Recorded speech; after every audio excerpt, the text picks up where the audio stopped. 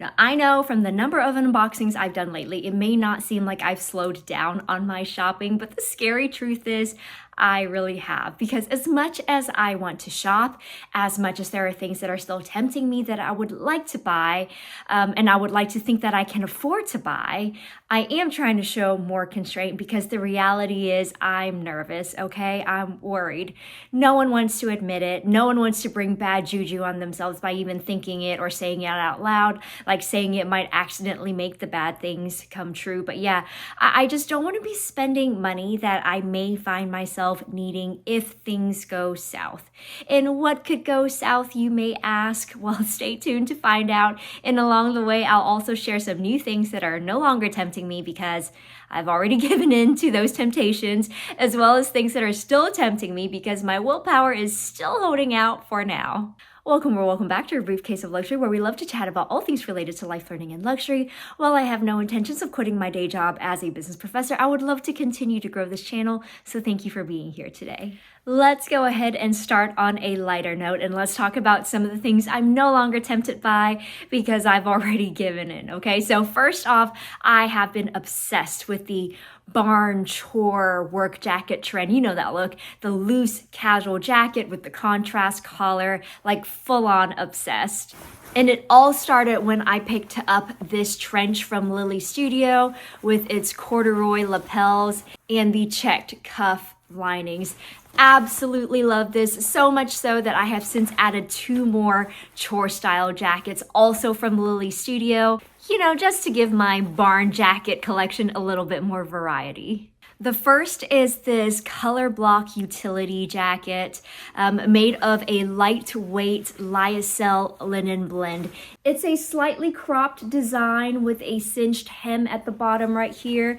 And obviously I am loving the herringbone accent right here at the collar and at the sleeves as well. I also really enjoy that little bow detail right here. Like, what a cute feminine touch for a work style jacket, right? So while the trench is great for colder weathers, this is great for when you just need to throw on a light jacket.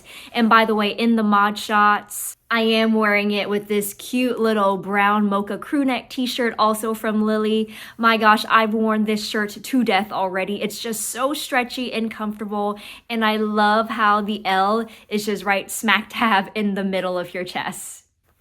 Now, the last jacket is the one I'm wearing right now, and it's their denim utility jacket. Again, we have that contrast collar detail. Now, this is really more of a shirt jacket, so the weight is in between the trench and the other one I just showed. Again, it's just such a fantastic throw on and go jacket, and the devil really is in the details with Lily, right? Like, look at these buttons. They all say Lily Jeans on them. And even the zipper pull on this jacket has their little L logo on them as well. So for what you get, the prices for these are fabulous. I mean, I get the irony that this is a fashion take on actual barn jackets, you know, like what people wear when they actually are doing barn chores, and that we've taken something very functional and romanticized it. Like, I don't know if any of y'all have ever done barn chores. There's nothing fancy or romantic about them, you know, like my Carhartt jacket.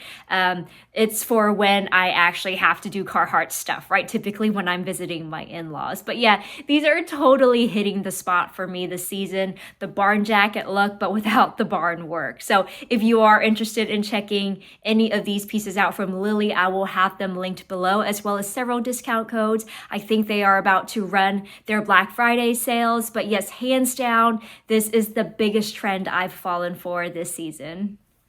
Let's also talk about another temptation I've given into, which I'm also currently wearing. Yes, I caved and bought not 1, but 2 sweaters from the recent Old Navy Anna Sui collection. So I bought the black version with this floral detail, and I also bought the purple version with the velvet scroll work on it, which is just so iconic of Anna Sui. And here we go. Let's talk about how I did not expect this collab to have had such a chokehold on me, like enough to convince me to pay $45 each for an Old Navy sweater. So I think this is officially Old Navy's first designer collab, and they marketed it as so. And that immediately got my attention clearly. Like when Kate Spade and Target teamed up earlier this summer, right? Like people love the idea of getting real designer for less, and I'm not immune. I get that I am paying extra for the brand name. I mean, it is what it is. Like at the end of the day, this is just an Old Navy sweater. Now, granted, Anna Sui also speaks to some nostalgic early 2000s part of me. And I know over the years she's done other collabs before, but never like at the Old Navy level. You know what I mean? So yeah, I do find myself being drawn to these types of collabs where designer meets non-designer brands. Now here's another example, but this is one that I'm still tempted by because I haven't given in quite yet. I mean, I haven't given in again. And I don't talk about watches much on my channel, but my husband is huge on his watches, as much as I am about my bags. And the ongoing Swatch Omega collab has definitely already gotten me once. But here I'm specifically referring to that trifecta collab with Swatch, Omega, and Snoopy. Like this Mission to Moon phase Snoopy watch that I already own. Again, at the end of the day, I know this is more Swatch than it is Omega.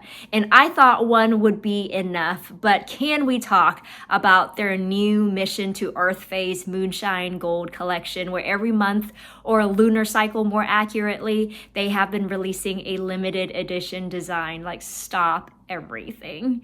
And at $450, that's crazy expensive for a Swatch lover, but for an Omega lover, that's pocket change compared to an Omega watch, let alone the Omega Silver Snoopy Award Speedmaster and the likes. And I get that there are concerns about brand dilution when designer or luxury brands collab beneath them. That sounds wrong, but that's the truth, right? That in times like these, there may be brand reputational benefits in opting for these types of collabs just so you can stay relevant in a time where people are really, really watching what they spend their money on. So I can kind of see the argument both sides, so let me know your thoughts. But to me, these are all just examples of recession consumer behavior, right? Where people tend to spend less on non-essentials and become a lot more price sensitive.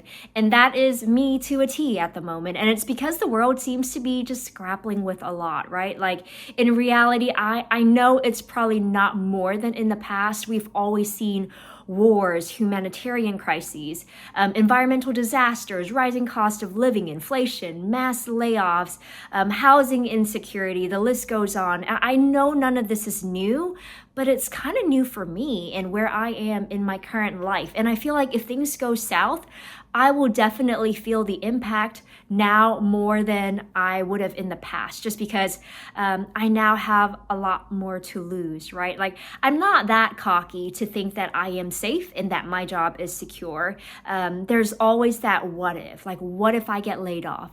Maybe not today, maybe not at the end of the semester, heck, maybe not for a few years, but with the direction higher ed seems to be heading, I'd rather play it safe, right? So yes, I have been stockpiling savings and planning for a future where if things take a turn for the worse, we will be able to weather it the best that we can. So part of me hopes it stays intact for at least a couple more decades until it's time for me to retire. But if it doesn't, I mean, it would be silly of me not to prepare. So that's just where my head is at. And that's why, yes, I have been drawn to these types of collabs because the shopping part of me still wants to shop and enjoy designer stuff. And this just feels like the better, more cost-effective alternative for the moment. I think that's also why this entire year I've made a commitment to only spend new money on 5 items, and everything else would need to be bought through funds from selling, right? In my case, the most expensive item I've spent new money on is my Hermes mini plume at $3,900. Well, closer to $4,500 after tax. But stuff like my Dior Rose Celeste bracelet and my mini garden party, those were bought with funds made from selling bits and pieces of my current collection. And I guess the same same went for my Constance, which I bought last year. That was bought from selling nearly $10,000, I think, worth of bags, clothes, shoes, and what have you. But yeah, I think this is the trajectory I will continue to be on for the foreseeable future. Let me know if your luxury spending has changed this year and why. I know for some of you, yes, it may be related to the economy, or it may have nothing to do with the economy, but just more with the problems you have with luxury brands in general right now. Either way, let me know down in the comments below. As always, thank you for sticking around until the end of the video. And if you enjoyed your time here, then please don't forget to like, subscribe, and hit that notification bell. And I can't wait to see you back next time.